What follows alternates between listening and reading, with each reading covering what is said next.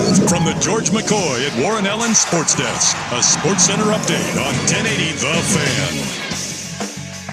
First on The Fan, big MLB slate today. The action's getting underway at 10:35. You got the Diamondbacks taking on the Nationals in D.C. You've got the Dodgers taking on the Phillies. That one's going to be at 10:35 over in Philadelphia. The Phillies were the first team to get the Dodgers. Right now the Dodgers are 9-1 on the season.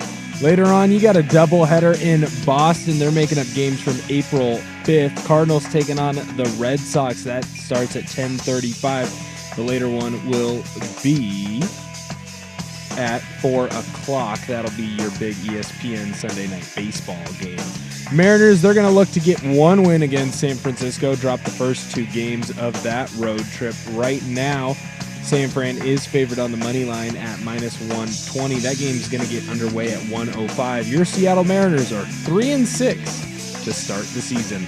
More sports scores and stories in 30 minutes. I'm Will Ortner from the George McCoy at Warren Allen Sports Desk. Hurt and missing work. Insurance companies acting like jerks. Don't call your mom. Call George McCoy at warrenallen.com. Do it every morning. Dirt and Spray. Weekdays 6 to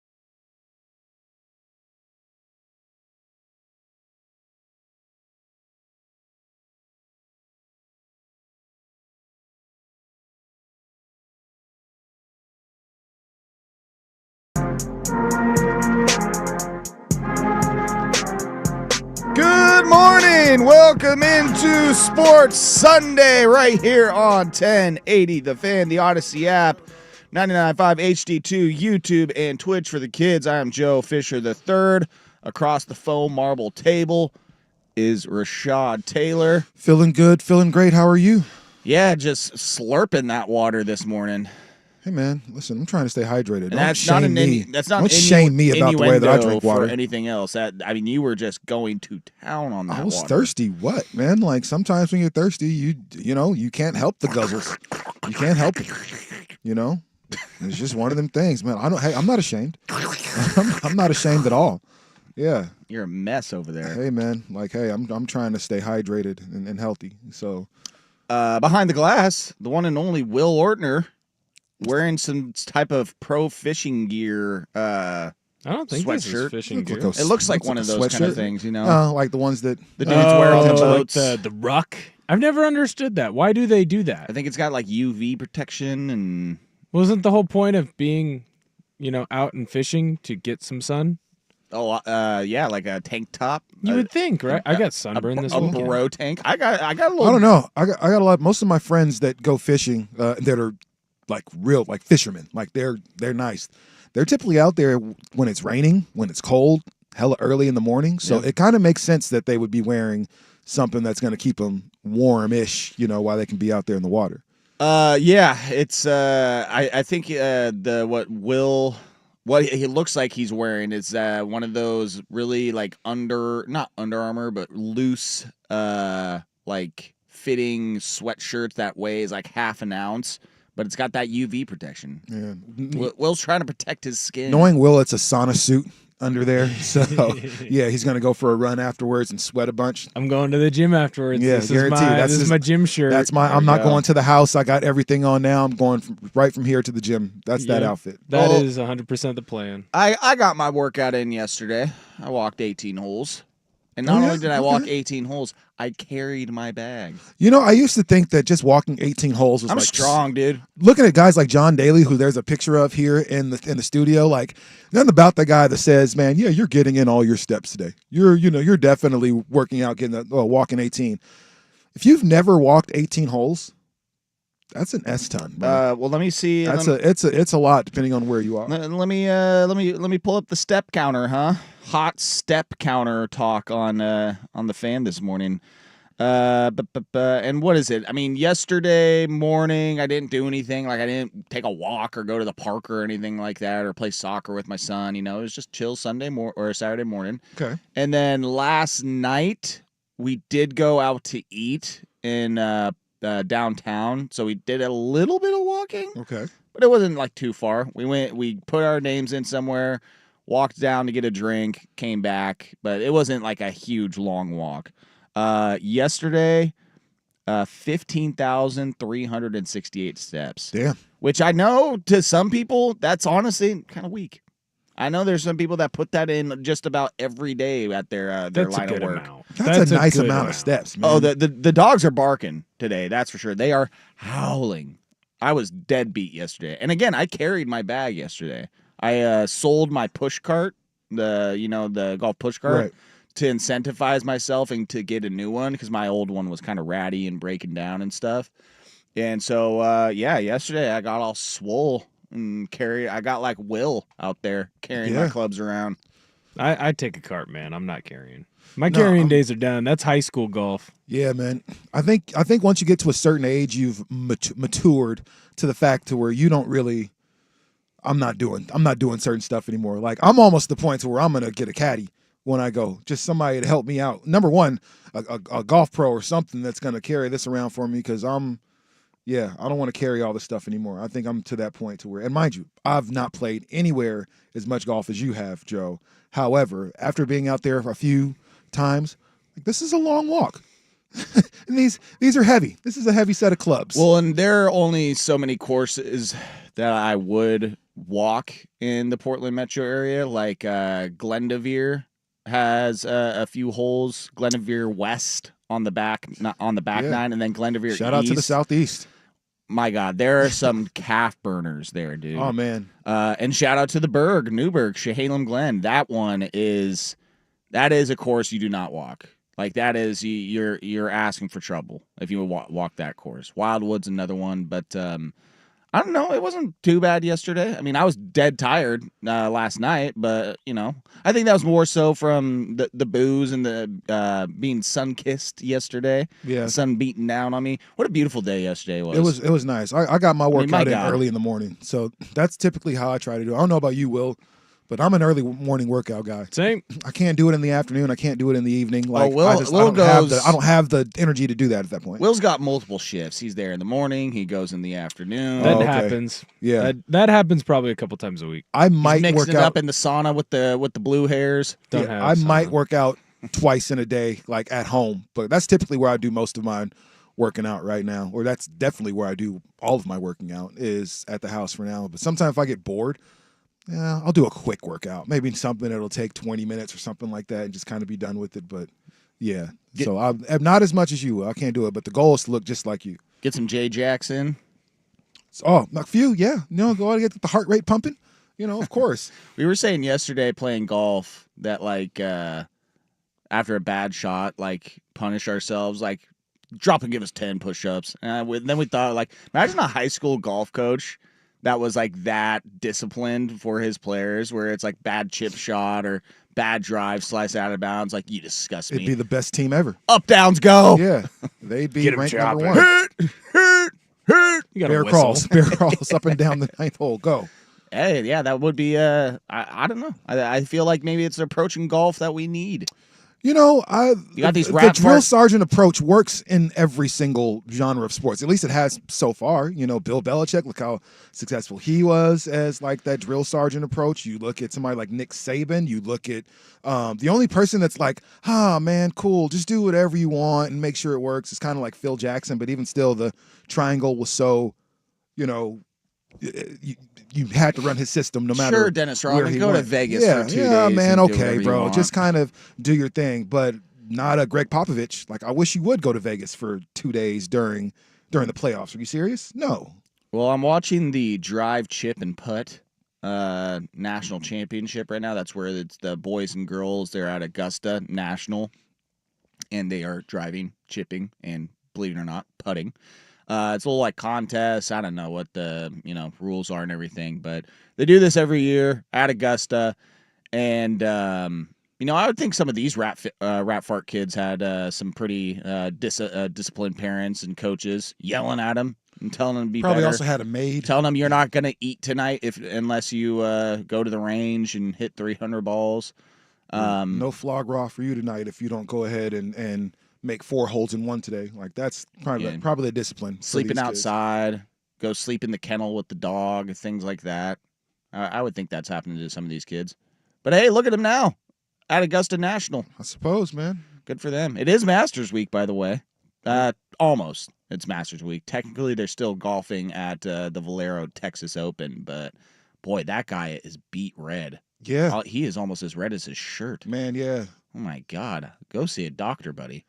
Man, I don't know why y'all want to try to get dark or stuff. I don't know why y'all want to tan and everything. That tan hasn't done me a whole lot of great things, like driving around and stuff like that sometimes. So I feel don't like know I've why y'all talked wanna get about this. dark. Do you and do your fellow black men need to put on sunscreen?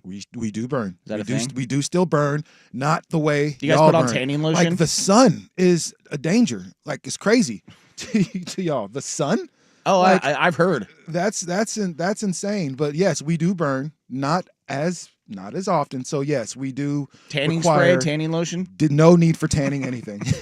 No need for tanning either. My buddy That'd be hilarious. my if buddy we just Chris saw- is lighter skinned, so he always turns colors during the winter months. So he's always like, "Oh man, can't wait to go to he travels a bunch. To Can't get wait to some go to color." Hawaii. Yeah, to go. Yeah, seriously, he enjoys that part. That's not something I ever have to worry about. Is like, man, I got to go somewhere and work on this tan. What would you do if someone with like your complexion, not like Chris's, and pulled out a bottle of Banana Boat tanning spray and just be like, "Hey, I'm just trying to, Trying to bronze up. I mean, I mean, there's certain times like I do understand, like, because again, they kind of tend to turn a little lighter during the winter months or during the colder months of the year. So I understand, but not really at the same time because it's not something I have to do. So it's pretty cool. But yes, if I go to Mexico, if I go to Hawaii, if I go somewhere where it's super super hot, then yes, I better have some type of sunscreen or something like that. Otherwise, it's going to be terrible. Honestly, I feel like, and I don't know if it's a getting older thing, if your skin is just not as strong as it used to be, but I used to never get burned. Like it was just I didn't have to worry about it ever. And then I went to Maui 6 years ago. And boy, I learned a hard, valuable lesson while I was there. Can I ask you guys a question?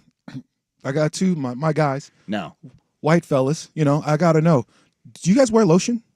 What do you mean? Like moisturize, just like No, like lotion, arms, hands, yeah, legs. like again, just like get out of the shower, put some lotion on. Yeah. I don't. I should. The self discipline on my moisturizing game, and my mom, she said when I was younger, it rings in my head: moisturize, moisturize, moisturize. She was a big proponent to using lotion. Okay. Ladies typically are. They got all So, sorts of creams in yeah, their purse. They're all ready to type go. of things. Yeah, they got them on deck. No.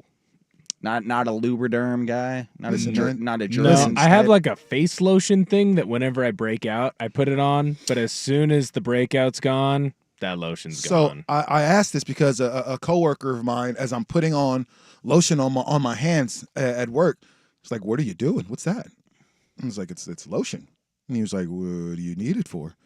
And I was like, "So for us, I don't know if you know this, but we get ashy, Yeah, Ashy Larry. right? Marcy Ashy Larry. Project, son. That happens when you don't put on lotion. Like you guys won't know if your hands are dry, if your skin is dry, and everything like that. For the most part, unless it really gets weird and starts flaking up. But otherwise, most people won't know. You use that- unless you have like a psoriasis or something like You that. use that's visible. the O'Keefe's Working Hands hand cream. No, man, I use regular, man. Oh, now I use this Bath and Body Works, like it's a whiskey barrel Oh, lotion. Oh my, I get compliments all the time from like everybody that passes. You smell so good. Thank you Rashad's so just kind of much. waving his hands around when talking to people. Seriously. just like kind of wafting. Seriously. Like, So listen, so when I talked to him the other day, I gotta do a lot of this. Like, so I host trivia on Wednesday what the nights. hell's the matter with you? And I'm going around to tables and stuff like that. Hey, would you guys like to play? It's trivia night and everything. And once a night, I'll get that. You smell so good. I'm like, thank you so much. I appreciate that. So Then fellas, especially my white brothers, man, go ahead and get you some lotion. Some Lubriderm, some Jergens, something to keep your skin Some nice and Cetaphil, soft. Absolutely. CeraVe. Yeah, something that smells good too. Something that, they make some Suave mint stuff and everything. Like, yeah, get something that smells good. Yeah, I bought a bottle of something like months ago, and it's just, I think I was really going at it for about a week, and that bottle now just sits there. Yeah, man, use it. stares Baby at me. oil, something like. I promise you, your ladies will Used appreciate for the other fact that you things use now. it for real. Hands, feet, everywhere, man. Get yourself all lubed up. Why not? Text line says riveting. Hey, we're here to be basically a PSA This is what we do. people. All right, we need to express the importance of moisturizing said skin and staying out of the sun. Trust me, you'll thank me later, man. I did get a nice little burn yesterday, though. Just enough little base layer on the arms. It was nice, quite nice. Something I'll never ever have to say. That's a shame. Again, the as you mentioned, the white guys with just like that look like a strawberry. Some of them like that. They like to have that burnt to a crisp feeling. Yeah, Not me. yeah. Not me. Telling you, Sports stuff today. bunch of it. I heard. Yes, we will get to what happened yesterday in the NCAA basketball tournament. Is there a worse feeling? Also, a record-breaking moment could happen today. In fact, it will start here in about 30 minutes. As I mentioned, it's Masters Week. Get into a little bit there. Also, the Blazers play today, and it is a very, very important day for the Blazers. Very important. We will get to all of that. But first, let's start with the NCAA tournament action. We have a championship game set, and is there a worse feeling? It is Sports Sunday right here on 1080 The Fan.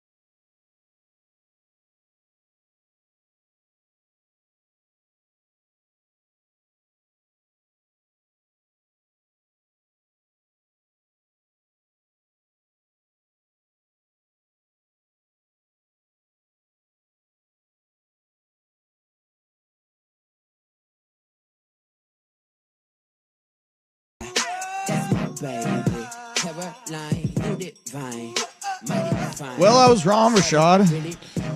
It happens, bro. It was the reverse psychology, though. I did it on purpose. Okay, I get it. And it was saying last week that Duke was going to win the national championship. I said it. I put it out there. I said that there was no need to watch any more college basketball because that's what was going to happen. And sure enough, Duke loses to Houston 70-67 in their game. Florida also beat Auburn. Both games, comebacks in both of them. Now, the Florida-Auburn one wasn't as crazy. Florida was down 9 with A minute and like 36. No. That was Florida game. I'm sorry. Yes. Yeah, Florida. It was down 9 with like 17 minutes left. So I mean, plenty of time to come back there. But the Duke-Houston game, I mean, yeah, what was that? Taking a look at. They outscored them 11-1 in the final 30 seconds. Yes. I mean, they were down 9 with 3 minutes left to go and started just kind of chipping away there. Is there a worse feeling than blowing a lead, blowing a double-digit lead with minutes left in a important game, not just like a regular season game, a playoff game, watching your team just choke it away and just knowing that there's nothing you can do about it? Not like you personally, but like the team. It's just like, we're going to lose this effing game, aren't we? I think if you're from Portland, you know exactly what that feels like. Okay, we didn't have to do that. I'm just saying, like, so we know that it sucks, but I think at that point, whenever there's like a minute on the clock, minute and a half on the clock, somewhere around there, a part of you in your head as a competitor, let's say football, basketball, if you're up 10 points in football, you're up 8, 9 points in basketball, there's a part of you that's thinking this game is over. We got this. We're good. Like all we've got to do is not make stupid mistakes, and we got this. And then you make stupid mistakes and things happen, and then we have these comebacks. And that's what we saw yesterday. And really, I'm not going to say in both games, but just in that Duke game, like, I think there was a part of Duke that felt like, game's over. We're going to the national championship. Like all we have to do, make this free throw, and we should be good. And then things just fall apart for you. Cooper Flagg, yeah, he nails a 3 with about 3 minutes left in the game. 64-55, Duke's leading, 3:03 left. At that point, I think anybody watching is like, all right, clapping. This is over. Yeah, here come go Blue Devils, go Dukies. Like, they're gonna do it again. Cooper Flagg is as good as advertised. Like, all that stuff is happening. And then I don't want to call it a monumental meltdown, but it was one of the in recent memory. This is probably one of the worst ones that we've seen in a while. And it's funny, we just had one last week with Texas Tech melting down against Florida in the last couple minutes there. But this just seems like this isn't something that happens to Duke. Like, this is not a team like that is like, you would think that, again, 9 minutes or 3 minutes left, 9-point lead, that a team as good as Duke, they're just gonna do what they need to do to seal the victory and get to the finish line, and then sure enough, it's just they blow it. I mean, it was really amazing to see, and again, I just feel like that's something that is not in the basketball gods like Bible, where Duke, thou shalt not lose with a 9-point lead, 3 minutes left, and sure enough, they did. Like, that was the more amazing part to me. I mean, credit to Houston to just fighting to the end there, making your free throws. What a concept. And Cooper Flagg's shot coming up just short there at the end. But, Houston moves on. Duke falls 70-67. But, yeah, watching this and then last week with Texas Tech losing in the way they did, I don't know if there's a worse feeling in sports than when your team, you feel like they have it 2-3 minutes left in the game and then just ultimate collapse in a meaningful playoff-like environment. Well, I also think, too, in this situation, like, remember going into it, everyone was like, Duke's going to win. But if Houston does win, here's the blueprint to how they win. And aside from them starting off really poorly shooting from the field, I mean, how many shots in the first 5 minutes did you look at where it's like, that's a wide open look for Houston, and they clanked it? Like, this is a better shooting team than most of Kelvin Sampson's Houston teams in the past, where, like, Duke didn't play a lot of close games, and a lot of the close games that they did play, they didn't go their way. Now, they went the other way early in the year. Like, they lost to Kansas, right? They had a close game against Clemson. But again, that close loss to Clemson in the ACC, that's still in January, right? Beginning of February. So it's still early in the year. As good as this Duke team was, they weren't really tested all that much. And when they were tested, it was a long time ago. And they haven't been tested by a team like this Houston team, which is full of, I mean, frankly, grown adult men. Like, this is a team full of year seniors, 5th year seniors. They might even have a 6th year or 2 on that team.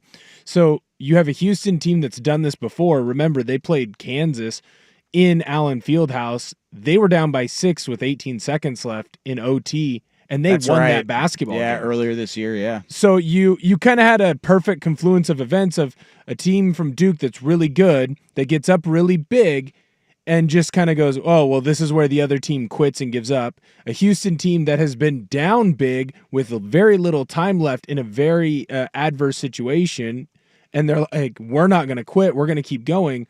And I think that's kind of where you see like the youth of Duke finally show up. Like as good as Cooper Flagg played, as good as Con Knipple played, there were, 1 or 2 key mistakes late where it's like, that's a freshman mistake, and they're making that because they haven't been in this situation, or they've only been in the situation once. And that's what people are going to remember. Like, as great as Cooper Flagg was, it was like, last shot. He had an opportunity to make it, but he didn't do that. Or that last free throw towards the end of the game, like, that's when people are going to start nitpicking. Especially, and let's be honest, Duke isn't a lovable school. Most people hate Duke. Either you love the Blue Devils or you despise them. It's one of the two. There's no like in between, like, they're all right. I kind of like Duke. Like, no, it's either you love it or you hate it. So I think there are a lot of people that are going to point to last night's mistakes and go, yep, I knew it. They didn't have it in them. It's like, man, Duke has been arguably the best team in college basketball all year. Like we can, I do think that maybe, or not even maybe, now Houston can lay claim to they've been the best team in college basketball all year, but Duke is, they've got the marquee player that everybody wants to see and everybody wants to draft. So I think for that reason, they've gotten more eyes than would have been on them in the first place. But if you look analytically, this is the best college basketball team ever. Duke. It's the best college basketball team ever. You have the number 1 player in the country. If you're looking at the Ken Pom stuff, they're top 10 in both offensive and defensive efficiency. Like, they're unbelievable. And they were. But I think some of it, too, is, like, there were 4 1 seeds. These were the 4 best teams most years. If you look at it, I believe Auburn is the worst of the 1 seeds, according to, like, the Ken Pom stuff. They are still a top 10 team all time, according to Ken Pom's rankings. Like, that's how good this Final Four is. And again, like, I don't know in this situation of that game where you're down by 14 in the second half, if there's another team other than Houston that could make this comeback just because of how this Houston team is created. Like, does Auburn have the skill? Did Florida have the skill? Probably, yes. But there has to be a perfect confluence of events for this to happen. And I think it just worked out perfectly for them. And some of it, too, is as good as Duke was, do they get bolstered a little bit because the ACC was that weak? And now I think people will come back and kind of Monday morning quarterback it and be like, well, as good as they were, they didn't play anyone in the ACC. Now they start pointing out all the blemishes Duke had all of a sudden. Right. And like, Cooper Flagg was awesome, and it was a good shot. He just didn't make it. If Proctor passes the ball instead of trying to play hero ball to Cooper Flagg, who was wide open, Houston has to foul Cooper Flagg, sending Flagg to the line, who's an 85% free throw shooter, 86% free throw shooter, instead of Proctor, who's 65. Proctor misses the 1-on-1. There's the foul, which was a bad call, but still, there's the foul. Houston gets the ball. They make their 2 free throws. If Proctor passes it to Flagg, does Flagg go to the line, make both of those? I'd probably bet on the percentages and say yes. Well, now Houston has to hit a 3, So, yes, Flagg missed the shot. Yes, there was a mistake here. Or yes, there's a bad call there. But there were multiple missteps from Duke all the way down. I mean, in the last 10 minutes, they had 1 field goal. One field goal. Yeah, shots stop falling. The Houston team, though, they are some dogs, man. That is a gritty as hell team. I don't know. I haven't looked at the line yet, but I would imagine that they're favored. They are the underdogs. Florida's -1.5. Give me Houston, baby. Drop a 4 in my styrofoam. I'm rolling with Houston. Yeah, whenever you take down like you were saying, arguably one of the best teams in college basketball as far as the numbers say, like, I'm going to put my money on you. So I think Houston has a great chance of walking away with the national championship. That is Monday. Monday at 5:50 on CBS. Houston versus Florida. We have a record-breaking moment that could possibly go down, and it will happen here within maybe the next couple hours, but it is about to start here in just a minute or two. Get to that next. But first, Will Ortner, SportsCenter update. Now, from the George McCoy at Warren Allen Sports Desk, a SportsCenter update on 1080 The Fan. First on The Fan, you get the final game of the women's college basketball season. You get the 1 seed South Carolina taking on the 2 seed UConn. Still don't know how that's possible. UConn has 36 wins and 3 losses on the year. South Carolina has 35 and 3. UConn right now, they are favored at -7.5. Gino Auriemma trying to get his first title in a while. South Carolina, they're trying to go back-to-back, be the first team to do that since UConn in the past. More sports scores and stories in 30 minutes. I'm Will Ortner from the George McCoy at Warren Allen Sports Desk. Hurt and missing work, insurance companies acting like jerks. Don't call your mom. Call George McCoy at warrenallen.com. The home of prime time with Isaac and Sue. Weekdays 3 to 7, 1080 The Fan. It was a December to remember at Legends Casino Hotel as all-time great Roy Jones Jr. presented a boxing card of epic fights. Well, they're back. Friday, April 11th, headlined by Wenatchee's Devontae McDonald in a rematch against Shady Gabor. Yakima's undefeated Andrew Murphy aims for his 10th professional win.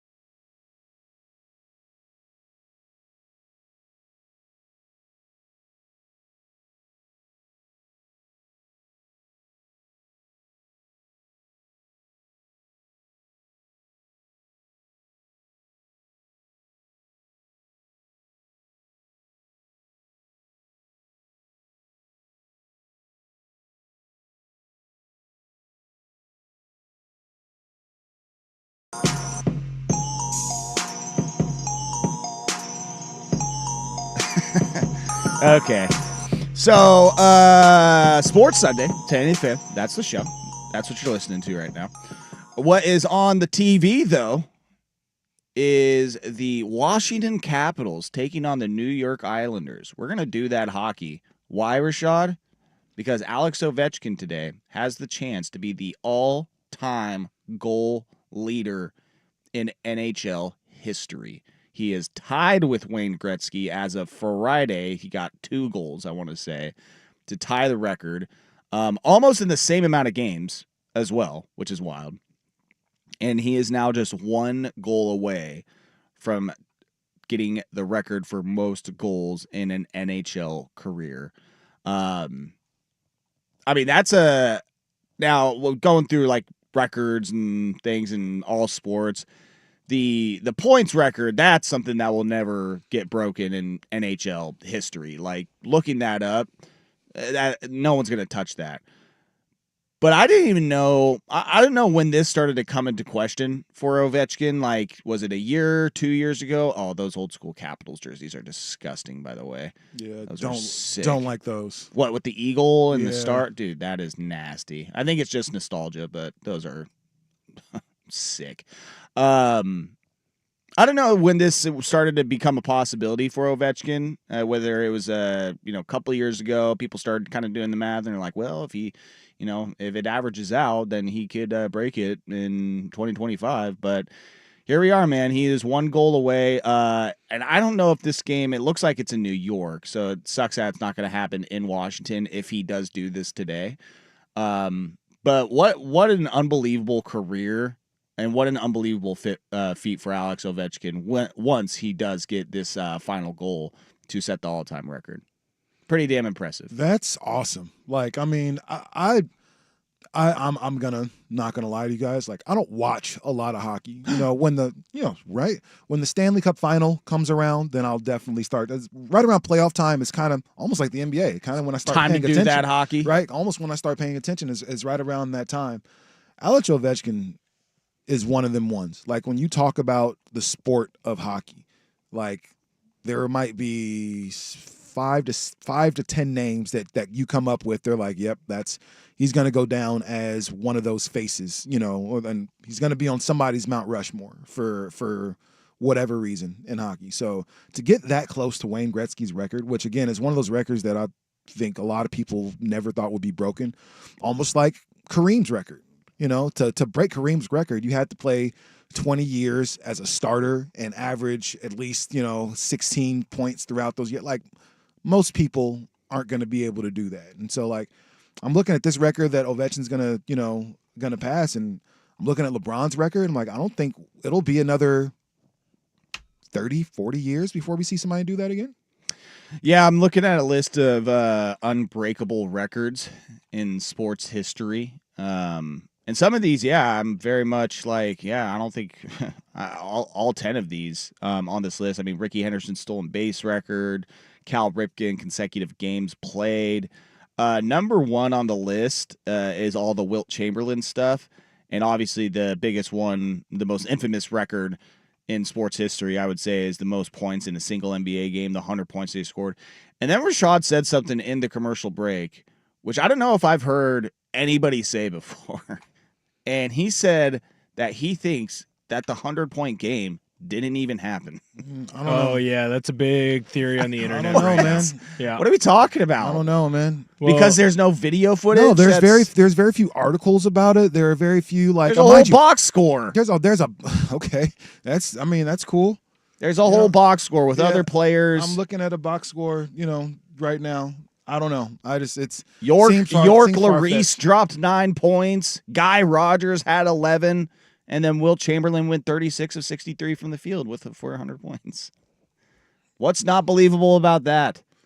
Okay, When did this start? When did we just- start? I Is don't- this? I don't know. It just Is feels this a 4chan thing? When did Yeah. we start questioning? I the started 100 seeing points it wrong? on X, like within the last month or so, where they'll post a picture or a video of old school basketball and be like, we have video of this, but we don't have Wilt getting 100. Sure. Yeah, someone with a very vague tweet about the game. Some people don't really want to talk about what happened. Well, because is there not video of the Celtics winning championships in the 50s and 60s and stuff like that? Like we've seen all that. Am I wrong? Havlicek stole the ball. What year was that? It couldn't maybe have they been just 60 did- something. It had to be 1960 something. Maybe they didn't know this was going to be the night that he dropped 100 points, and they just didn't have the cameras ready to go. But looking at the score, Just like we won't remember any of the wins that the Blazers had this season in 50, 60 years because they were meaningless. Maybe this was a meaningless game on March 2nd, 1962. Blazers that got a couple good games this year that I'll remember. Won't remember for long. I'll remember them I until will the summer. ask you this next year, 1 year Yeah. from now. I will ask you, hey, remember what happened on this day with the Blazers? And you're gonna be like, nope, you will not recall. Of course I will. This is an unforgettable season for the Blazers. So wait, again, why do we not think that this was a thing that happened? I mean, there was a score, 169-147, multiple players, people were there. I mean, just because there's no video evidence. People I don't think want to see that video evidence. I just want to see more. people think that the moon landing was fake. Like Well, I get people that. think that things are fake all the time. Like it makes So sense. you get thinking. So the moon landing being fake is plausible, but him getting 100 points is like, that definitely happened, right? I get why people think the moon landing was false in the time. I mean, you're in the when did that happen? What year was that? In the 60s? 69, I believe. 67, 69, something like that. I've got to go back to school for that one. I can imagine someone in the 60s being like, we landed on the moon, impossible. Yeah. But, I mean, 100-point game, you want to believe in that. Come on. Yeah, I mean, I suppose. Can't believe you're doing July this. 20th of 1969, we land on the moon. The last time we landed on the moon was 1972. Because we realized there was no point in going back to the moon. What It's was going probably to do? No, boring the up there. Transformers Boring kicked as us hell off. up there. Oh, yes, that's right. They're on the dark side. Yeah, the Transformers are there. I forgot about that part. I think that we will have someone break the 100 points in the game. You think so? Yes, someone's going to do it. I don't know. Like Wilt was just so much more physically imposing, than everybody else at that point. I mean, we've Like, had it was 80 like Giannis playing back then. Just like he was bigger, faster. Remember, Wilt was like a world-class track star. Listen, NBA players don't care as is. So you give one team one night with just one of the best players that we've ever seen, whether it happens in 10, 15, 20, 25 years, whoever, that 100-point scorer might not even be born right now. But there's going to be someone that's going to be so good, and it's going to be a game in late November where they're playing some garbage-ass team, and this dude is going to be in the locker room and just be like, let me cook. Yeah. I mean, the closest we've ever seen And they're going to be like, sure, we're not playing for anything is that anyways. Kobe game. That Kobe game against Toronto was a trash team, at that point. But, that was I think awesome that was to like see. in January or February or it something like was- that. Yeah, it wasn't like a marquee game by any means. Well, he just went nuclear. Like, with the amount of three balls that people shoot nowadays, like, think about all of Dame's big 50-point The games. 71-point game. 70-point game. What do they all have in common? He went nuclear from three. Steph Curry, kind of same deal. You almost need How many did Luka score in that game? Was that 70? Luka. I 70 believe Luka had a 70. Yeah, he did. I just can't remember the And Booker points. had one too. So you need, I think you know who it would be. It would probably be a guy like Luka, 73. who can go nuclear from three, but who can also get to the Get to rack. the rack and Because get to the if- line. I if think that's you're- the important part. Right. You got to shoot 20, 30 free throws if you want to get that 100 Right. points. Because if you're just going straight to the rack, well, cool, dude. You're getting a bunch of twos. You're not going to make 50 shots, right? You have to get to the free throw line. And if you're shooting 3-pointers the whole time, like, you're eventually going to go cold. Like, law of big numbers, you go back to your averages. So you got to have a game where you go, something stupid where you have 30 points from just 3-pointers or something like that. And then you're going to have to get to the foul line and shoot 25 foul shots. Of all these records, I think the ones that could be broken, I don't know, 100 points in the game is a lot. I think now you have a lot of guys in the NBA with, hopefully, well, let me take that back. I was going to say some pride, but judging from these all-star games stuff, I That's don't what I'm wanna saying, dude. Go ahead and say that. Like, you're not gonna a lot get of dudes. you're gonna get a team that doesn't give an F Yeah. on defense. You're gonna have a team that doesn't give an F as So- far as anybody else scoring. So that's plausible. I think LeBron's 50,000 is never being touched. Like, you got to play in I think he might get to 55. Yeah, because that means you got to play regular season, playoffs, average over 20 for 20 some odd years to be able to. That's not going to happen. And you got to be a freak of nature even at the age of that's not 40, gonna happen. 41. Brady's record potentially as far as the Super Bowl rings is because Mahomes is only 30. How old is Mahomes?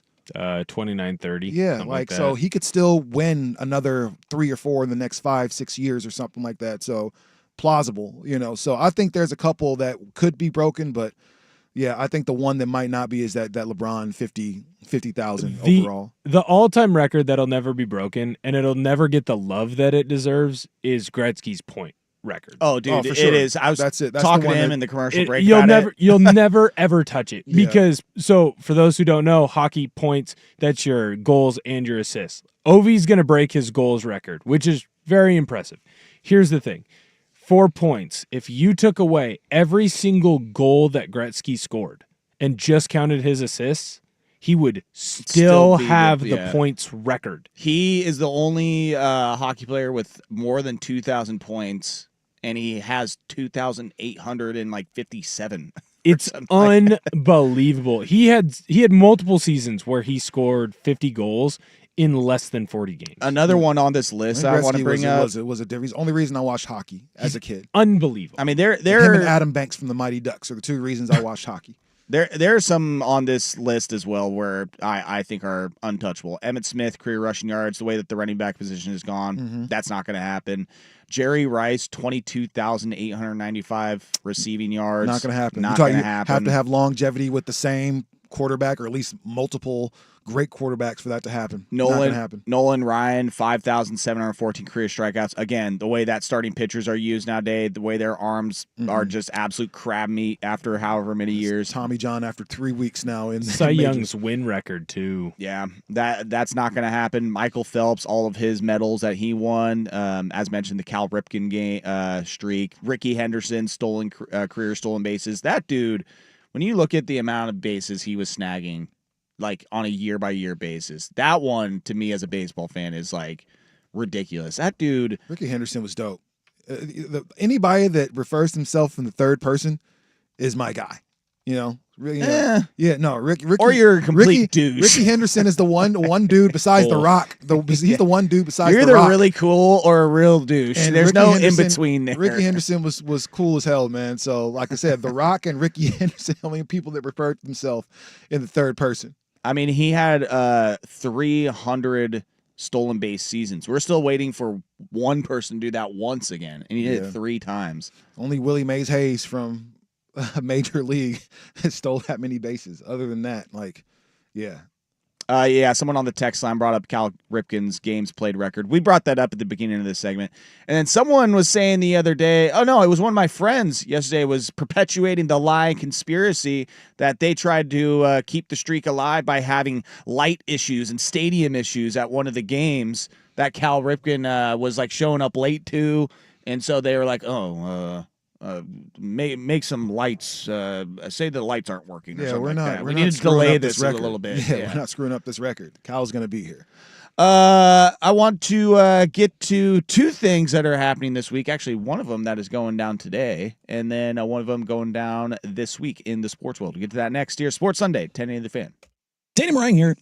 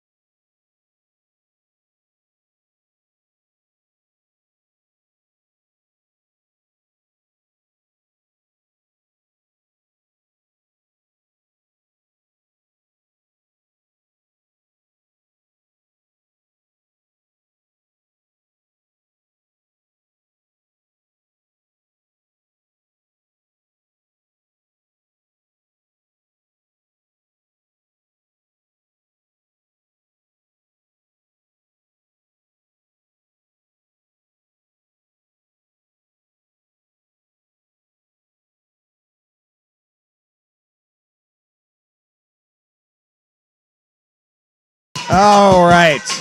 Two things. What? Said, how much do you love your kid? You know?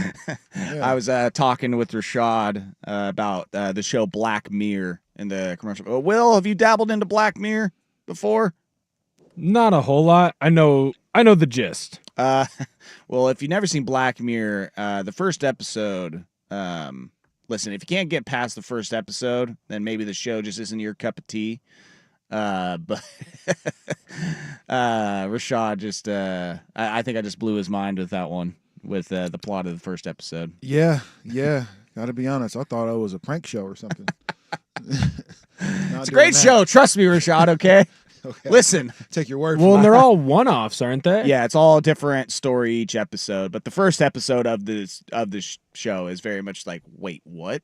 Oh, the one that always freaks me out is the simulation one, but you don't find it out until halfway through.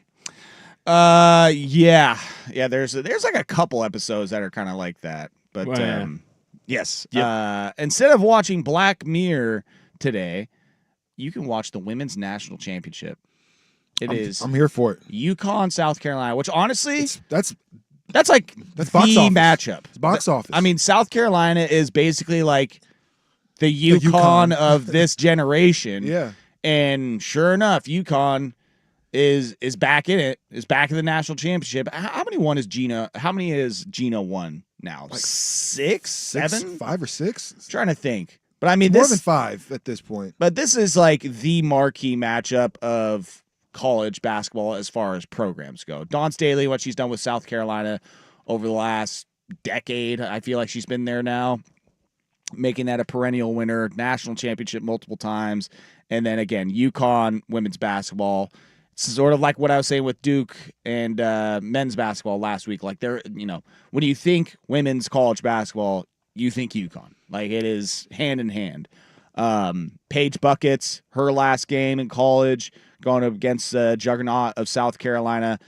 This one tips off at noon. But again, once this matchup was made, and they won their Final Four matchups, and it was going to be UConn, South Carolina, I was just like, you know what? Good. Like back-to-back years, absolute banger matchups for the national championship women's game. I mean, last year we had the Iowa, South Carolina with Caitlin Clark in her last one, but now this year, again, Paige Buchers, which is probably the biggest star outside of Juju Watkins in college basketball.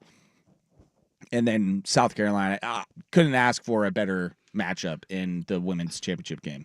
You know, I'm a nostalgic dude, so I'm so proud of the job Dawn Staley has done, you know, in the past, decade now that she's been in South Carolina, maybe a little bit less than that. I remember Dawn Staley playing at Virginia. I remember her being on the USA team. I remember her on the Charlotte Sting. You know, I remember where she was on the episode of Martin. You know what I mean? Like they played like 3-on-3 with Martin and the boys, and they beat them. And like she has a lot of cultural relevance. And for a young black she's woman, been there since 2008, South Carolina. Oh, has she really? Yeah. Jeez Louise. Where does the time go? I'm terrible, as far as recognizing time. But, I remember when she had like the little salt and pepper type hair, little push it type joint, and was out there balling. And so to fast forward and to see her coach this team of young women to multiple national championships, multiple Final Fours, every single year for the past few years. Like, we give a lot of credit to the players, and deserved, right? The players for women's college basketball for the past, 5 years has been crazy. I think we thought decade because literally since the last decade is when she's been on this run. I mean, Okay. Final Four, Sweet 16, NCAA championship. Her first Final Four was in 2014, 2015. Okay. So that's probably And since why. then, she's just been running the board, Yeah. with everybody. So watch this team. And then on the other side, man, Paige Buchers is she's so fun to watch. She's got moves. She gets to the rack. Nothing that that young lady can't do. I'm super excited. Again, the women's bracket is, well, at least once you get to the Final Four, Elite Eight, it's more fun than the guys. It's just, there's recognizable. I'm just saying, outside of Cooper Flagg, I know Will can, and I know you can because you watch college basketball, but most people can't name more than 5 or 6 college stars right now. Well, it's, Most people can't. That's just the thing. They sports know propped up by the coaches more than the players nowadays. Yeah, they know the names that we'll hear towards the end of the day. We know Ace Bailey, we know these names because they're going to be in the top 3 of the draft, but nobody watched Rutgers play, So now you get a chance to see, Audie Crooks, and you got obviously Juju who went down, and then you got Paige, that's playing great basketball. You got Flage over at LSU. Like, you've got stars that have been there for 3 years, 4 years, and again, you got recognizable names, so I'm interested and I'm captivated by them because I know these players. It's harder when I know my guy Cooper Flagg is going to be there for 9 months and he's out. Yeah, I think the most interesting thing about this matchup too is like you guys said, you get the two Titans, but you also get to see someone who, at least for my generation, like I knew who Paige Beckers was in high school. Like the way everyone talked about her was the way that we talked about Caitlin Clark over the last 2-3 years. It was like, it's Paige Beckers, and she doesn't have the typical UConn star story. Like when Brianna Stewart went there, it was like, she's going to be awesome. And then she was awesome. And UConn was awesome. And all the best players, the 5 best women's players in the country, they all played for them. Like, I remember when, like, Elena Della Don was a big deal because it's like, she's good, but she also doesn't play for UConn. Like, Just retired. Like, how crazy is that? And now you're starting to see some of that talent get dispersed. And then you look at Paige Beckers, she has all this hype, and then she gets passed up. Not because she didn't live up to the hype, but because she got injured. She had an ACL tear. She missed a year, right? The only reason she's playing this year is because she got a medical red shirt. She got to come back. And UConn for so long had been that Death Star team. They're just going to beat everybody. And she gets there. She thinks she's going to be a part of this Death Star team. And then all the other talent starts getting spread out around the country. And now she's at UConn. And they were just talking about it on the show before we started here, where they're like, is she an all-time great UConn player? Well, probably not unless she wins a title. And I make the argument she's had a harder road than any of the other UConn players because all the other UConn players got to play with the second, third, fourth, and fifth best players. Stacked teams, they were all there. Yeah. All the best players were there. You didn't have to go through the competition that she did. And then to go through an ACL tear, I want it for her. I don't want it for Gino. I want it for her. Yeah. Yeah, no, it'd be a great story for Paige Buckets to finish up her career there after, going through the injury and then having a tougher road than most UConn teams. Also, on the text line, this cracks me up because we said, how many did we say that Gino Auriemma won? Like 6 national championships? And then someone on the text line is like, Gino has at least 8 or 9. Don't shortchange him. He has 11. So not only did we shortchange him, not only did the text line shortchange him, he has 11 national championships. Now, the last one came in 2016. So he has a bit. It's been a little, almost a decade. I know. What a bum, right? Yeah, right. Get him out of here. He has 11 national championships. And I think the more he shortchanged him by half. And I think the more impressive thing about really UConn and Will kind of touched on it. Like, is Paige Buckets going to be one of the best UConn players ever? Who knows? But when you look at that list, it's Maya Moore, Brianna Stewart, Diana Taurasi, Sue Bird, Rebecca Lobo, Tina Charles.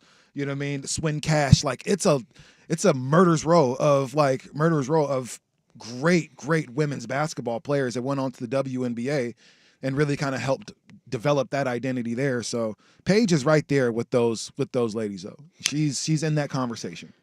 And it is this week, real quickly, it's Masters Week also. That's happening this Thursday, Friday, Saturday, and Sunday. Do you guys have because obviously everybody loves the Super Bowl. Everybody loves watching the NBA Finals or World Series. What's your favorite ancillary sporting event? Are you guys a big Kentucky Derby fans? Like, is there a certain event every year where it is maybe not on as much of a radar? And I would even say Masters falls into that category. It is the number one golf event.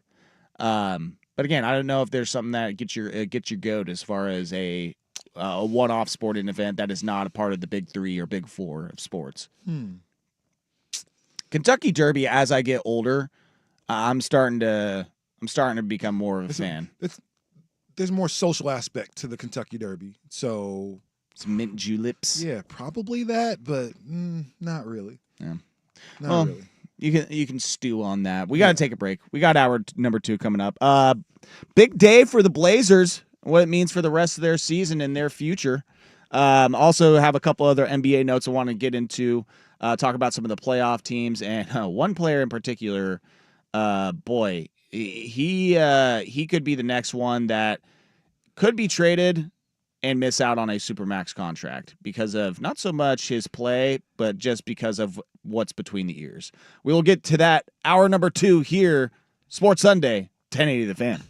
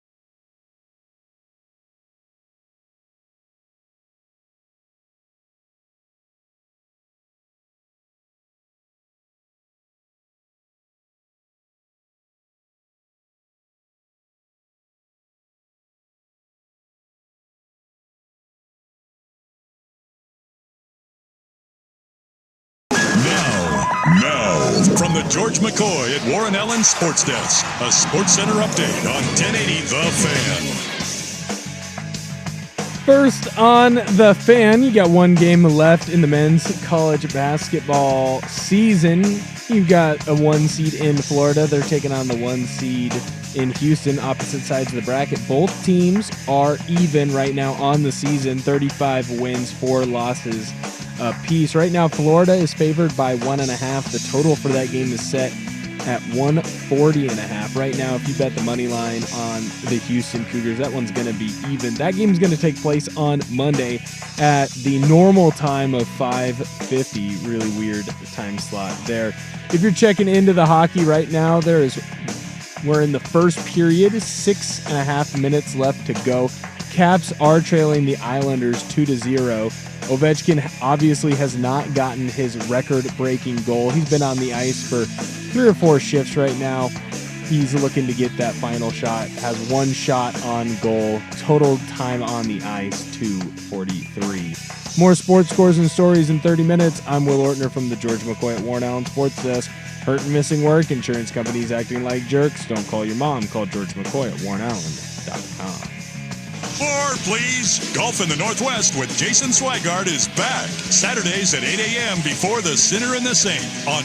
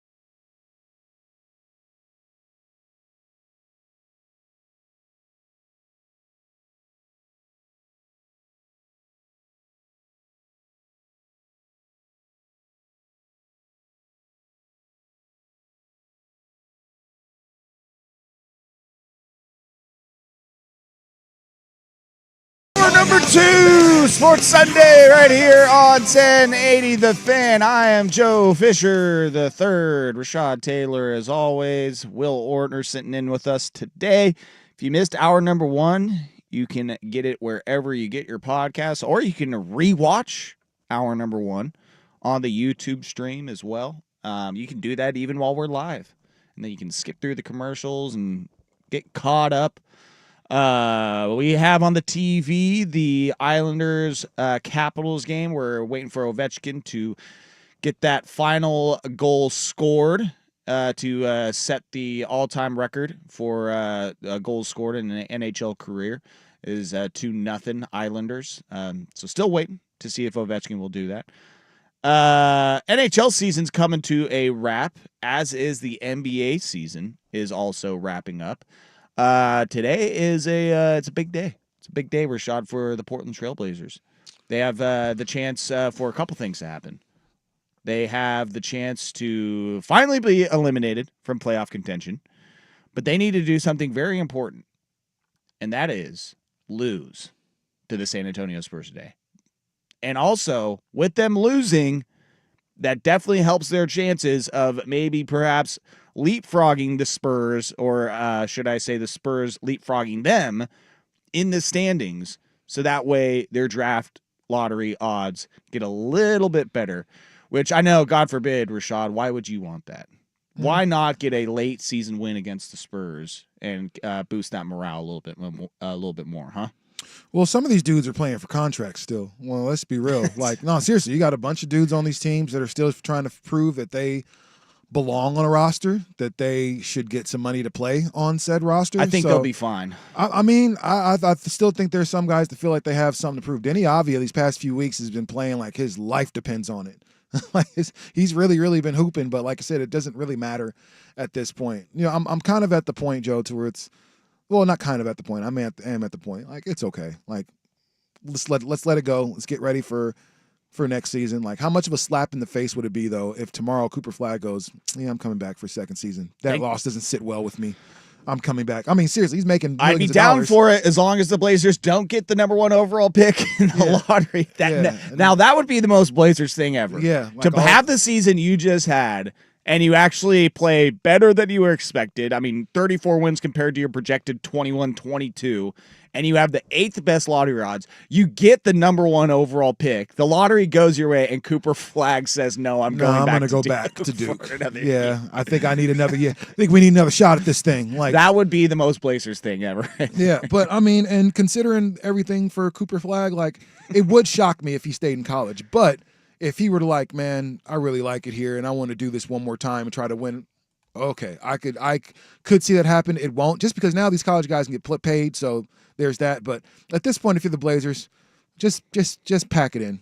You know, pack it in. The season is over. They did their job the other night in losing to the Bulls. That was huge. They tried to win, though. They did, but they didn't, which is exactly what I want them to do. Try to win. Try to win, but really don't lose. Yeah. Yes, exactly. That's all I ask. Is I don't mind being competitive. I don't mind losses by 2-3 points.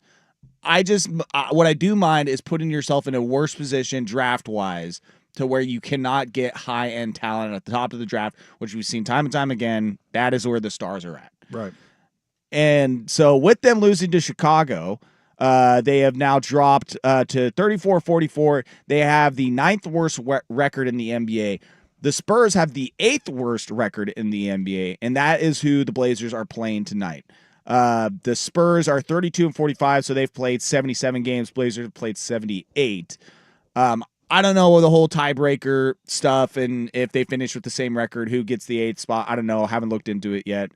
But they need to lose this game to the Spurs tonight. If the Blazers do lose tonight and the Kings win, then the Blazers are statistically eliminated from playoff contention, because as the standings are right now, they are 3.5 games behind the Kings.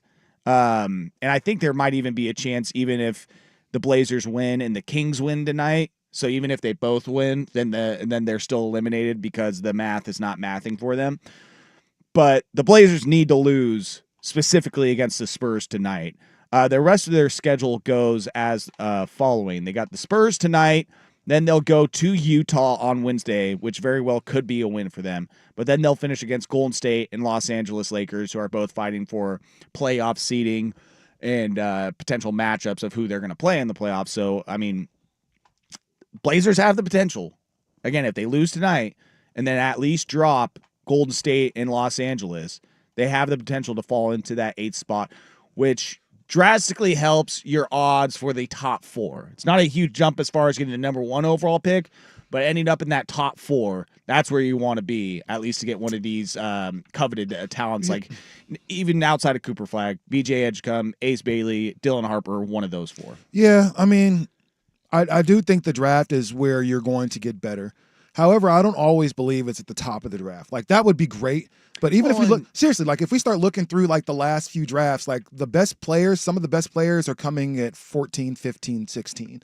You know, seriously, like if look at last year's draft. Like, I mean, obviously you had, so I'm looking right now, the 2021 draft, the top of the draft was Paolo Banchero, of course. Chet. Pretty good. Yeah, no, seriously, Chet. Pretty good. And then right around 12, you get Jalen Williams, you know, who's an all-star. You know, he's an all-star, you know, really before, well, no, they're both all-stars. Before Chet, but Chet is an injury thing, you know, more than anything that keeps him out. But there's a steal at 12. You know, you got Devin Booker at one point. I don't think anybody's 14. debating that there isn't talent. No, and that's all I'm available. saying is like it's not always like sometimes those guys at the top of the draft, they don't necessarily pan out. But your chances of getting a high-end caliber top talent in the NBA are better when you're in the top 5 versus 10 to 15. I mean, that's just plain and simple. Yeah, no, and that's fine. I'm not disagreeing with that. But what I'm saying is there are quality players, the guys that can. I mean, Giannis was 15th. You know what I mean? Like guys that can go out there and really become superstars. Like I think Kawhi was towards the end of the first round, 20-something. I can't remember where he was. It can happen. So it can happen, and that's all I'm kind of trying to say. Anthony Simons was like the 20-something overall pick for us, 25th, somewhere around there. Can't really remember what it was at this point, but it can happen, and that's what I'm saying. So I don't want to always put all of our eggs into we got to get the number 1 pick. We got to get a 5 pick. We just have to get the Spurs, for whatever reason, keep getting guys, you know, or keep getting people that they can build their, you know, their franchise around. It's like, man, we got to get some better scouting or something to go out and get these dudes in the first round. Like these people that nobody's looking at, maybe they can be, you know, helpful for this Blazers organization. I don't know, but either way, the draft is definitely where you're going to get better. Like we understand that at this point. Nobody's coming here for free agents. We'd be lucky if we got even like a marginal name in free agency, you know, but so you got to do it through the draft. You just got to hope you pick the right person. Gosh, and I'm trying to find this whole like top 4, like what your odds turn into going from the 9th worst record to the 8th worst record, like what the chances are of getting a top 4 pick. Because I know it jumps up drastically. I've heard the guys in the morning bring it up, but again, that's where I'm at. Is just listen. The season was fun. You played. It wasn't fun for you. It wasn't fun for you. You played a lot better than people anticipated. Pack it in. All right, we're good. We're done here. The play-in is not going to happen. There's no need to win these meaningless games. They're towards the end of the 33 season. wins now. They are at 34 wins. Yes, 34 and 44. Man, I just want one more win. I said 35 wins on the season. Well, they can get that against Utah. Get this you know dub. what? I'll give you the Utah win on Wednesday. Give me the 3 losses against the Spurs, the Warriors, and the Lakers to end the year. Well, I mean, the Lakers may not play anybody, so they might go hard and try to win that one, you know. Well, they're trying to hold off the Nuggets in that 3 seed, 4 seed, and the Warriors. The Warriors and Nuggets, Lakers, Nuggets, Warriors are all kind of sandwiched, all one game apart. Lakers right now have the 3 seed. They would be taking on the Timberwolves. The Nuggets and Warriors would be playing each other in the first round of the playoffs. So it's one of those, we get to this time of the year in the NBA schedule at the very end, whereas our team's going to play and or not play for matchups in the playoffs, right? Like, I feel bad for whoever bought those tickets for the last game of the season against the Lakers. And there's some, like, I mean, there's some teams, coaches, players that say, F it, you know, we don't care. We don't care about matchups. Let's just play who we play. And then, I want my guys rested before they go into the playoffs. Like, I can see, and Portland is just weak enough to where they'll be like, you know what, guys, take the day off. I hope not. Can we go just full steam ahead, all rosters, all players, please? Yeah. Well, I mean, at this point, I don't think they're not going to make the play-in. They're not going to do any of that stuff. Now it's just the luck of the draft, the luck of the draw. See where the ping pong balls land for us, and that's really all we can do at this point. Yeah, I'll try and find the that percentage again, like what their top 4 pick odds look like going from the 9th overall spot to the 8th overall spot in the lottery. Also, do we know when the lottery date is? I know it's usually in May. It was on Mother's Day last year because I remember they had to remind Donovan Clingan multiple times that his mom is no longer with us on Mother's Day. Very nice, Tight. ESPN. Thank you, guys. Yeah. Do you remember watching that broadcast, the NBA draft lottery odds? No. Or the draft lottery? Yeah, so Donovan Clingan was up there. I think Stephon Castle, because they're both UConn guys, and ESPN with their trauma porn that they love to do. They love that. I hate it. They bring up to Donovan Clingan multiple times to his face about, oh, your mom on Mother's Day looking down on you at the draft lottery. I mean, what? How does this make you feel? I mean, this moment being here, blah blah blah blah blah blah blah. And he's like, I don't wanna probably talk about it. in his mind is like, it sucks not having my mom around anymore because it'd be nice to have my mom, but yeah, no, this is great, being here at the NBA draft lottery. And then immediately after they go to Stephon Castle and they're like, your family's right there. I mean, how awesome is this? Yeah, and sitting right next to Clingan is like, his family's not here, but Yeah. yours though. Like Yours is, bro, though. How bro, happy are that's you? one thing I absolutely hate. Like, especially whenever we get ready for the draft, like they have this sob story for people. And oh man, his parents were gunned down right in front of him on his birthday when he Dad turned was 13. struck It's by like, whoa, lightning, changing a whoa. tire on the side of the highway. Why is that? That just shows this kid's toughness. Like that shows toughness. Who's like whose what are we mom- talking about? Whose mom was it in the NFL draft last year where I think the reporter was like, tell me, how far has this family come? She's like, we came from Baton Rouge. Yeah, yeah. That's Just it. Being as literal as what are you possible. trying to hear? Like, Where do you think we? well, our drive was 3.5 hours. So, as far as how far we came, it was probably It's a long somewhere way. in the, Yeah, long way. 200, Great 300 scenery. mile range. Yeah, somewhere. Great scenery on the way here, though. All right, so the Blazers season, their play-in hopes could finally be dashed tonight with, honestly, I think it just, like I said, just takes a Kings victory tonight. The Kings are going to play, who do the Kings play? They play the Cavs, which in Cleveland, and Cleveland is a 9.5-point favorite. So, quite frankly, the Blazers play-in hopes still could be alive after today. I did want to talk a little NBA playoffs, though, as far as the teams that will be going to the playoffs and what teams we do and do not believe in. We get to that next year, Sports Sunday, 1080 The Fan. But I passed the breath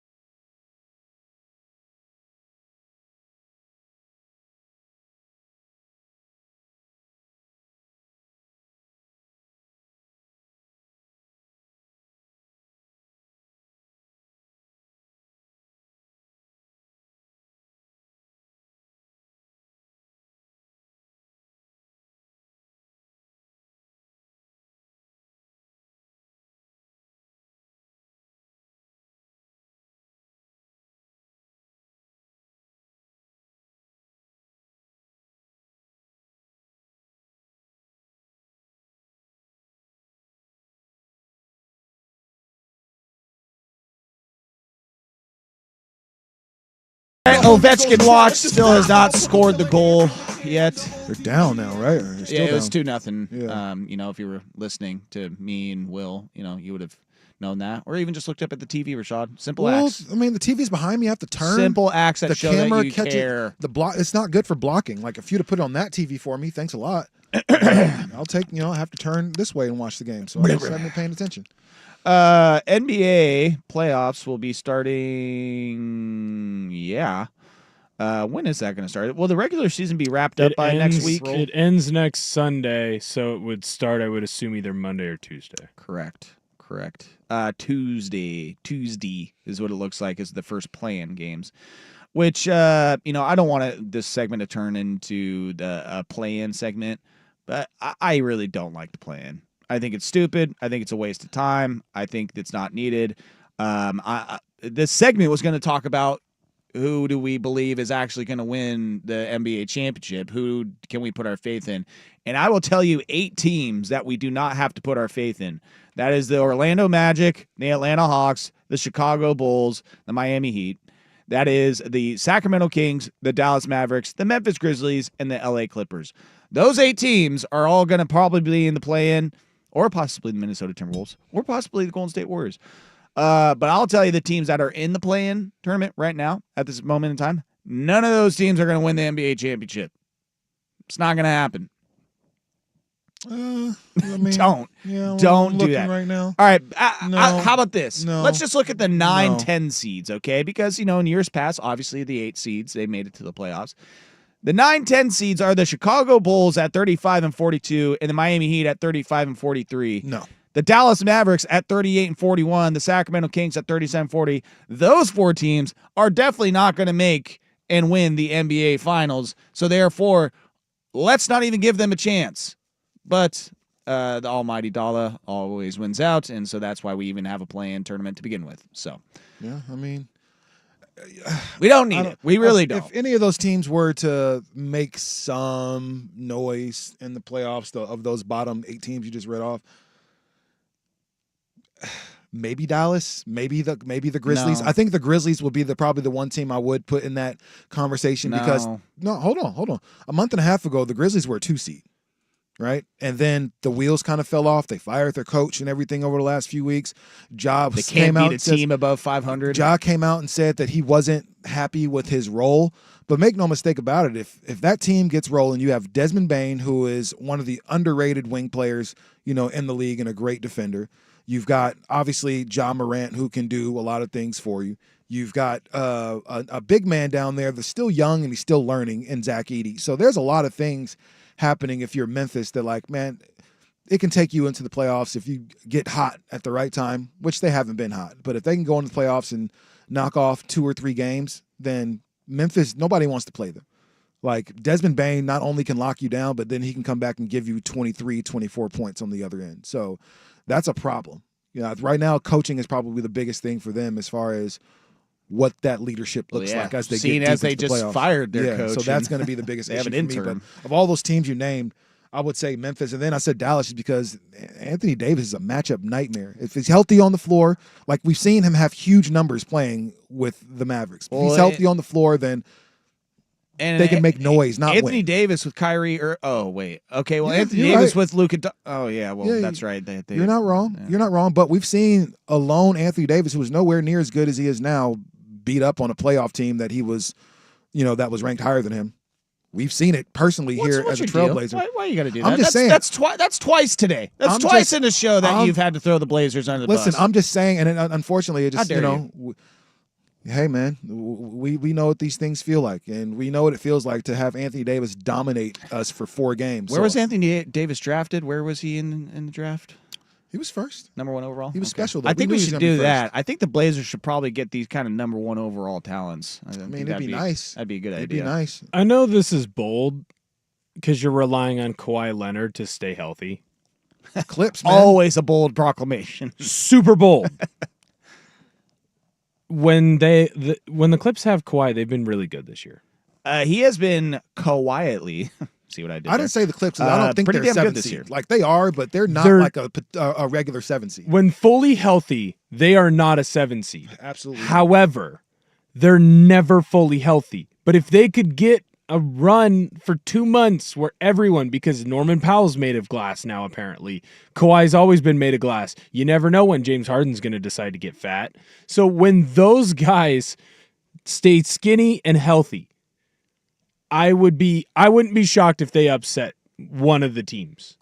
Depending on who it is. I could see them like upsetting Houston first round. 100%. Listen, they have a big three that 100%. very few people talk about because Norman Powell is one of their big three right now. He was an all-star, the best wasn't he? season. No, he should have been. He was snubbed, Oh, okay. but he should have been an all-star this year. But James Harden is quietly having not a Harden-esque season, but he's averaging 23 points and 8.5 assists. Like he's doing things that we're used to seeing him do. He's averaging a steal and a half a game, which means he's trying to put some effort in on the defensive side. And he's averaging just as many steals as Kawhi, who is a defensive specialist. Like that's what he does. And then you add in the fact that Norman Powell can get you a steal a game and also can get you 22 points a game and 3 or 4 assists. And you've got a team. And then Zubac, who is an underrated. He's very having good. a great year. Very underrated. good. We don't talk about him enough because we have some pretty good bigs right now in Giannis and Jokic and and all those guys. But he's having a great season, for them. So I think those Clippers. I didn't mention them because again, I don't feel like they're a 7 seed, and I think they're going to have no problem in the play-in and getting to their spot where they're supposed to be. Well, as far as teams that I realistically see could win the NBA championship out of the East, it's 2. It's either Cleveland or Boston. I'm not buying New York and not buying anybody else in the East. Pacers, Bucks, whatever, Pistons. In the West, a little bit more of a crapshoot. I mean, the Thunder, they should win it. I mean, let's be real. There's no reason the Thunder shouldn't be the Western Conference representative in the NBA Finals. You've played this well all season. I've heard it however many times now. Best point differential. Shai Gilgeous-Alexander just had, his 60th straight 20-point game, I believe it was. He's awesome, and he's going to win MVP. So you have the MVP. Outside of the Thunder, though, I mean, like, there are 3 teams in here that have won championships within the last 5 years that are in the 3, 4, and 5 seed. That is the Los Angeles Lakers, the Denver Nuggets, and the Golden State Warriors. So you really can't count any of those teams out. I know the Warriors, it is a different Warriors team, but I think that them having Jimmy Butler, Steph Curry, and Draymond Green, like what was the stat where it's like with Jimmy and Steph Curry when they're playing together and Draymond Green, all 3 of them, they were 17-2 or something like that. Something stupid. I think since Jimmy joined the team, they're 20-5. It was something ridiculous like that. And it's just like, all right, extrapolate that over 82 games. That is a number 1 or 2 seed in the West, basically. Obviously, I think those, and I know we have to break, but obviously, the usual suspects are the ones, but I think it's important to not discard these younger teams, man. This Houston team is really good. Like, there's not a lot of people that can stay in front of Jalen Green when he's in front of you. Like, he's going to the rack. He can pull up from deep. Şengün is, I don't want to say he's quietly one of the best bigs in the league because I think now he's made a lot of noise. People know who he is. Then you throw in an Amon Thompson, who's as a defender and like a wing player, and he's definitely the better of the Twins. Freak and his athlete. offensive game is starting to come. Like this Houston, and then you got irritating ass dudes on your team like Dylan Brooks, who's willing to kind of mix it up with your. I don't know if you even brought up their number 1 option on offense, Jalen Green. I mean, it's the first person that said, Okay, I was gonna say I missed absolutely, that one. Jalen Green, like he's a monster. That team, and they're so young, they don't know that they're not supposed to be here. And then throw in this, they have the best coach in the league right now. I will continue to say that Ime Udoka, Portland's own Ime Udoka, is the best coach in the NBA. You see what he did in Boston. He built a championship team there and coached them up. And now look what he's doing to these young cats in Houston. Watch out for this Rockets team, man. I think they knock somebody off, in the second round, like people are going to have to start taking them seriously. Well, I think that's what people are going to want to see is that if they play if they play like the Grizzlies in the first round and they win that one, I think people would be like, okay. Yeah, they're supposed to, right? Yeah. But if they beat like the Clippers or even the Timberwolves in that first round, then people will give them a little bit more credit. And then it really depends on what happens in that second round. That's a team I don't believe in, is the Timberwolves. I love Anthony Edwards. I also can't stand Anthony Edwards at a little for parts, but for the most part, man, I just don't believe in that team. I don't trust Gobert. I just don't think they have what you need to be able to win a championship. Not especially now without Cat. Yeah, when they made that move, the trade in the offseason, that kind of killed the vibes for me with the Timberwolves. I was like, well, you just literally went to the Western Conference Finals, and now you're like, hey, let's completely going from Cat to Julius Randle. Not a fan of it. Also, by the way, when Steph and Jimmy are in the lineup together, the Warriors are 20-2. So definitely can't count them out. They're 21-5 since Jimmy Butler debuted. 14-0 when Curry, Podziemski, Butler, Moody, Green start. 21-4 when Butler plays. Yeah, 20-2 when Steph and Jimmy are both out there. So let's take a break. Want to get to this real quick. One of the teams that are going to be in the playoffs, they have a star player where, my God, what is he doing? We get to that next here. But first, Will, SportsCenter update. Now, from the George McCoy at Warren Allen Sports Desk, a SportsCenter update on 1080 The Fan. First on The Fan, you got one game in the association already underway. Bulls taking on the Hornets in Charlotte. Right now that game is 29-28. Bulls with the lead. First quarter just ended there. You got a big matchup at 12:30. Lakers taking on the Thunder in Oklahoma City. Lakers really need that one. Right now they're fighting for playoff positioning. Thunder are favored by 9.5 there. Your Portland Trailblazers are hosting the San Antonio Spurs. That game's going to get underway for a matinee at 3. Portland is favored by 4.5, and that one not good for Blazer tank fans. Right now the total is set at 227.5 points. More sports scores and stories in 30 minutes. I'm Will Ortner from the George McCoy at Warren Allen Sports Desk. Hurt and missing work, insurance companies acting like jerks. Don't call your mom. Call George McCoy at warrenallen.com. This is your home for year-round.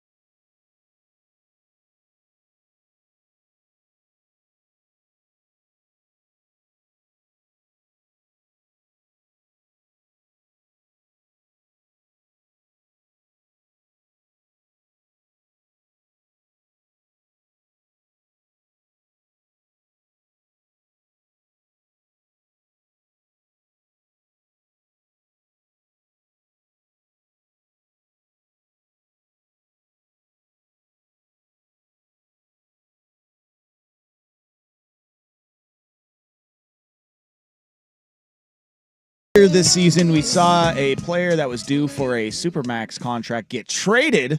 That was Luka Doncic when he got traded to the Los Angeles Lakers. And there have been whispers, talks around the sports media, NBA landscape about how this, with this new Supermax contract, that teams, they really have to be careful and do their due diligence when making sure that this is their star player that they want to give their Supermax contract to. And the next player that this is gonna apply to is one Ja Morant of the Memphis Grizzlies. And boy, he could be playing himself out of that super contract. And actually, I retract that statement. It's not so much playing himself out of the contract. It is the in-between playing that is not helping him. Over the last week, I believe, 2 different instances, and, this is just my personal opinion, and we've seen some different celebrations out there that are gun-related, but I think that when you have gotten in trouble and suspended for brandishing a weapon on your social media platforms, that I don't think any sort of gun-related celebration is probably conducive to helping your image and the league's image. But Ja Morant seemingly does not care about that whatsoever. At all. Because over the last week, he has, first it was against the Golden State Warriors, where him and Buddy Hield had basically a good old Texas Wild Wild West standoff, pointing imaginary guns at each other from about 15, 20 feet away as both the teams were going to their benches during a timeout. And Steph Curry's reaction in that cracked me up the most. It was very much just like, whoa, what is he doing? Are you serious? And I think Draymond Green even had the same reaction. I think it was when Draymond has a reaction like, it's a problem. Once Draymond's like, man, you might be doing too much. That was, I think, more so them, because Buddy Hield did it too, so they don't really have a leg to stand on where it was just like, whoa, hey, he can't do that. It's like, well, your team was. I think it was very much more so their reaction like, bro, is he really doing this right now? I don't think it was even more so like, we want the tech. It was in the astonishment that Ja Morant would be stupid enough to do something like this. But then a couple days after that, I believe when they were playing Houston, I'm trying to find no, it was against Miami Heat, excuse me, another team with red, that he did it again. He's done it twice in a week. And his comments on Thursday that he's well aware of criticism he's faced for making the finger shooting motions, and he said it doesn't bother him. He said, I'm kind of used to it. I was pretty much a villain for 2 years now. Every little thing, if somebody can say something negative about me, it's going to be out there. So yeah, I don't care no more. Dude. Clearly, that's the problem. That's the problem, man. I'm glad to see he learned. Listen, I'm a big fan of Demetrius Jamel Morant. I think he is an amazing player. I think he's probably arguably the most exciting player in the NBA. He might get that moniker that Vince Carter used to have. But man, this dude is next level stupid. And it's just like it goes back to like, man, dudes with money like feel like they can do whatever, man. Ja Morant, so he had the incident at the high school at the volleyball game. He had the incident where somebody was shooting like the laser pointer or whatever at the Pacers bus. He got into it with a high school kid. I heard he was 12. Yeah, that somebody he's like 15, 16-year-old kid. I heard he was a 6-year-old. He got into it with a security guard at a mall in Memphis. He was suspended for showing his gun on IG and then showing his gun again at a club in Denver. Like, this dude doesn't get it. Like you said, he don't care no more. So he wants to be traded. I don't think he wants to play in the NBA. I think there are certain guys, like if David Stern were still alive, he'd have been out of the league at this point. He wasn't going for that. He had a couple things with gun. Gilbert Arenas' whole career changed based off of guns. Like, that's when the rest of the NBA was like, I'm not messing with you no more, bro. Like, you'll take a role, then he got hurt and everything, and then it was really like, let's help push Gilbert out of the league. We don't really need this. Ja Morant is he's on that trajectory to be kind of ousted from the NBA because he's an idiot. Do you think it takes one more IG moment for that to happen. Oh, for sure. For sure. Once that happens, I think, and honestly, this is where Adam Silver has to kind of put his foot down. I think he did a great job with the whole Donald Sterling thing when that happens. Like, we're not going for this. Put your foot down, get him out. If Demetrius gets in trouble again for some gun-related stuff, I don't know if he'll be in the NBA anymore, bro. Like, the finger pointing with the as a gun, okay, whatever. Like, that's a thing that kids do, shoot or shoot. That's kind of where it comes from. But other than that, like, I think it's a stupid thing in the first place. Because if we're at a park and a dude does that to my face, we got to fight. That's just kind of what it is. They make a 3 at you and then they point guns at your face and then, man, bro, we have to fight. You know who had the best gun-related shooter celebration? Carmelo? No, it was Hassan Whiteside. Remember when he made a 3 and he was a Blazer and he did the whole like ducking? Yeah, it was like, oh yeah, they're shooting. They're shooting. Yeah. Yeah. That was great. the best one. I Because love it's not Hassan brandishing Whiteside. a weapon. It's not pulling gun. It's Yeah, oh, they're that was shooting. great. They're They're shooting. shooting. Yeah. That was the best one. Yeah. I'll give him credit for that one. It is, man. It was. Shout out to Hassan Whiteside. Man. And I have to correct my mistake because John Morant, he did sign the new deal with the Grizzlies a couple years ago. So he is currently in a 5-year, $197 million contract. What's to say he doesn't get suspended for a year? This is year 2 of that contract. So he still has 1, 2, 3 more years left. But again, when the extension comes into play, when they'll consider that, whether they will consider that, he'll be an unrestricted free agent. He'll be 29 in 2028-29. He'll be 29 years old. That's still, with those legs and those knees, we'll see how many years of top John Morant athleticism, like how he plays now. Again, once he's 29 and the way he plays, what kind of way is he going to play? Who's he going to look like at that point? But when you get to, the final year of that contract, before the final year of that contract, so we get into 2027, essentially 2 years from now, if he's still with Memphis at that point, they're going to have to ask, is this someone we're going to want to extend and give the Supermax to again? Or are we going to cut bait, trade him, and God only knows what happens between now and 2 years as far as what he does off the court or on the court. If he continues to, he got fined $75,000 from Adam Silver for doing this. Mind you, John's hasn't been the picture of health in the NBA. He's been hurt these last couple seasons. So I got to deal with the gun stuff, and now I have to deal with you not being available for us to play. And then you were kind of an issue with the coach. You and the coach had, hey man, like a lot of general managers, a lot of owners would just cut bait, then say we're going to try again and try to get another superstar or trade for another superstar. But I don't know. Ja's still young, but it's time for him to grow up because we don't have these problems out of Zion, right? The whole issue with Zion, and he just likes burgers too much. But he can still do all those amazing things when he's on the floor. He just really loves to eat, So if that's your biggest issue, that's cool. But Ja's literally playing with fire. Yeah. So he's got to chill.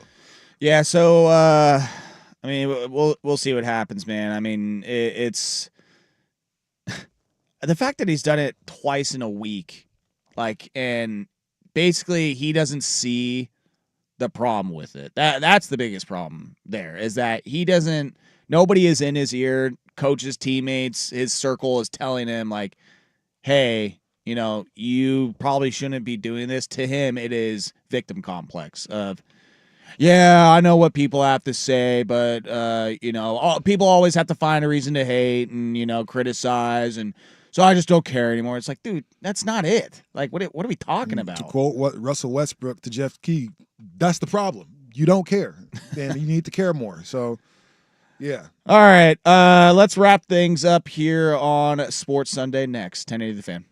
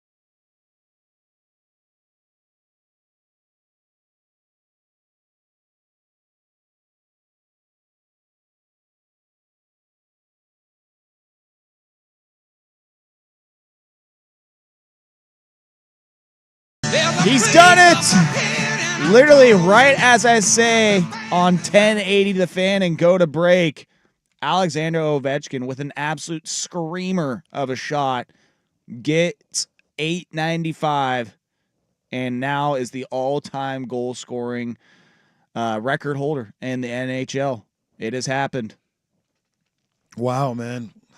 Again, that was a great goal, too. I mean, he just... He just keeps hugging everybody. You notice that? Like, I think he has to go by and hug every single person in the arena. That's all he's doing. He's just hugging everyone. Section 334, you're next. You're next. Coming over there. Like, that's all he's doing. What an awesome moment. Like, seriously, you mentioned it. If you paid $1,000 for those ticks, I It's want a worth hug from Alex Ovechkin. It's like, worth it. At bare minimum. Doing it in New York, too, is pretty cool. I mean, if you can't do it in Washington, do it in the Big Apple, right? You know, one of the biggest states. Do the Islanders play at MSG?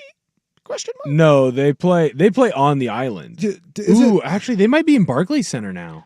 They were on the island. They were on Long Island, and they might be in Barclays. Do the Rangers play in MSG? Rangers playing Yeah? MSG. Okay. Yeah. I was going to say, that makes a bit more Been sense. to a Rangers game in MSG. If you're Wayne Gretzky right now, like do you feel cool watching somebody break your record, or is it like, oh crap? Guess that's over. He's been really like. I think he'll be fine. He's I'm been sure really he's good. proud of it. Like for him, Islanders play at UBS Arena. Yeah, What's that? Where the Islanders play. I think it's on the island. Like Coney Island? Long Island. They're the Islanders because they play on Long Island. Tight. I- Tight. I'm not gonna lie. I was much. Elmont. I was too old to realize near what Queens. was that. Yeah, he it's Gretzky seems to be kind of handling this one like he's really excited about it, and I think it's easy to do that when you have all the other records. You're like, all right, I guess you can have one. Yeah. I asked because I remember when LeBron broke Kareem's scoring record, and Kareem just happened to be there, and kind of look on Kareem's face was like, ugh. Well, I guess that's over, huh? Moving on, right? I will say that there's something about the legend of Wayne Gretzky that is very much like you're breaking a Gretzky record. Yeah, Like there's something to that. Like if this was Brett Howe's record or any other great hockey player over the years and years, Jason Sakanek would be able to drop a few more names than I would. And who is it? Gordie Howe. Also, that's who I was thinking of. That's who Gretzky beat. Yeah, I say Brett. Yeah, Gordie Howe is one of the all-time greats. Yeah, the fact that it's Ovechkin beating a Wayne Gretzky record, because he's a great one. When you hear that it's a Gretzky record, you kind of just assume that it's unbreakable, right? Mm-hmm. So for him to do this, and with all that lush head of gray hair, I mean, this is again, we've seen the changing of the guard, you know, and we've seen guys that we watch grow up. You mentioned it. We're old now, man. Like Alex Ovechkin. I remember the Sports Center commercial with Alex Ovechkin, and he kind of what are you, a Russian spy? Yeah, I'm not a spy. Like, yeah, no. And then he kind of gets lifted out of there. Like, that was a funny commercial. And so now to look forward, and here he is with this head of gray hair and this gray beard. It's like, man, like we're OGs now, man. Like, well, in the commercial break, Rashad said he's like, man, we got to talk about Melo because Carmelo Anthony got named to the Naismith Hall of Fame. Him and Dwight Howard as well. so deserved. And so with those two being, I mean, the Ovechkin seeing how old he looks, but I know yesterday or whenever I saw the headline that Carmelo and Dwight Howard got named to the Hall of Fame, I was like, okay, I'm old. It is official. I am old. When those two guys, staples of my teen years of watching basketball and early 20s, are now being named as Hall of Famers, that's where I'm like, okay, I saw Carmelo Anthony we play. are into old territory now. I saw him play in high school right here at the Memorial Coliseum for the Les Schwab Invitational when I was a senior an iconic in high venue school. for someone like Carmelo. Absolutely, man. And then to watch him mature into what he became, you know, playing against two of my really good friends in the national championship, you know, when he was a freshman at Syracuse, going on to really being arguably the most unstoppable scorer in the history of the league that's not named Kevin Durant. Like the things that he can do, jab, bully ball, like get to the rim, dunk over you, like Melo's really that guy. And then Dwight Howard, the most disrespected big, arguably of all time. Like, I mean, 3 Defensive Player of the Years, finished in the top 5 of MVP voting a couple of years, carried that Magic team all the way to the finals. When you look at his resume, like, it's legit. Removed from the person, it's one of those where if you were to present that to a lot of people, they'd be like, "Oh yeah, Hall of Famer." It's not even a question. Yeah. It's not even a question. So the fact that he wasn't on the All 75 team, which is insane, was crazy. So this is definitely vindication for somebody like Dwight Howard. He absolutely deserves his spot in the Hall of Fame, as well as Carmelo Anthony. Like you said, we're old now, man, because the high school kid that came straight to the league is now going to the Hall of Fame. You know what I mean? And now Melo's son is on his way to Syracuse to play basketball next year. Like, that's how much time has passed. Yeah. And I know that we've seen like the players' sons come up, but now that we're getting this, like, we know those players. We saw those players. Like, we were watching those players actively, and now we're watching their kids come in and play. Like, it's pretty crazy. Well, it's getting to the point where I have conversations with my son where I'm like, "What you know about Carmelo Anthony? You don't know nothing about Carmelo. What you know about prime Dwight Howard, huh? You know, you kids don't even know. Let's play 2K. I'll show you. What you know about mixtape Wayne? Yeah. You know nothing about that. Oh, my gosh. Can't feel my face, Wayne? Like, get out of here. Like, you missed it. Like, I was at the Loy Center. No ceilings, Wayne? I was at the Loy Center with a student of mine the other day. And if you haven't been to the Loy Center, it's just all ratty and kind of gone now. They do have an ice rink. They do have an ice rink, among other things. Yeah. But we're walking around. And I was like, man, you never believe it, but this was the best mall in Portland. Like, this was... There was the what you know about Lloyd Center, son? Nothing. And I'm kind of telling him these things. Nothing. He's like, really? That's what it's like now as we describe the greatness. Like, LeBron has 2 kids. One of them is in the league. The other one's on his way to college. Like, that's how much older we're getting.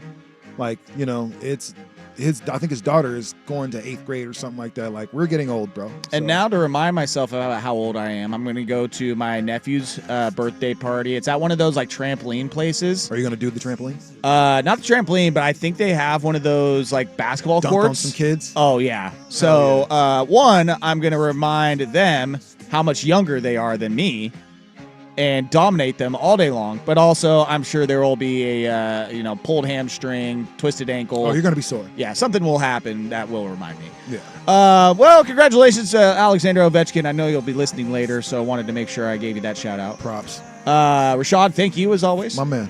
Will, thank you as always. Thank you for coming in today. I'll see you on Tuesday, buddy. My guy. And thank you all for listening to Sports Sunday on 1080 The Fan. We will catch you next week at 9 a.m. Peace.